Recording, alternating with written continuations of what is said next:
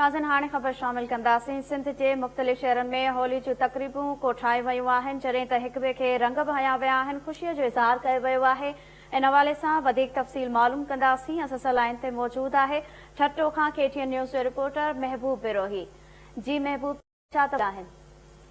जी सॼी सिंध जीअं ठटे में बि होली जा रंग निखिरजी पिया आहिनि। होली जो ॾियारो सॼी सिंध जीअं ठटे में बि हिंदू बिरादरी पारां घरनि में थोरे मुख़्तलिफ़ गलियुनि में ऐं मुख़्तलिफ़ हंधनि ते जिते मिलाइजी रहियो आहे उते ठटे में हिकु शानदार रंगारंग तक़रीब मुनक़द कई वई, जंहिंमें नौजवाननि पारां क़ौमी गीतनि ते रक़्स करे हिक ॿिए खे रंग हया विया, जंहिंमें मुल्क शहर जा अहम नौजवान मासूम ॿारड़ा बि शामिल थी विया।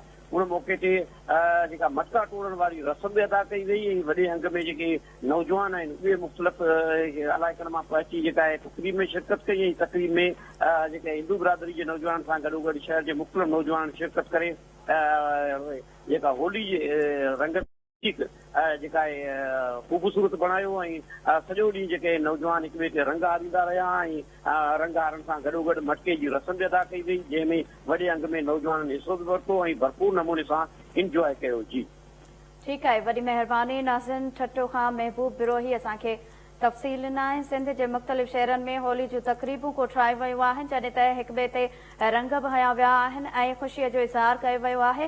मुख़्तलिफ़ शहरनि जी सूरत हाल अवां ताईं पहुचायूं पिया, जॾहिं त जैकबाद जी सूरत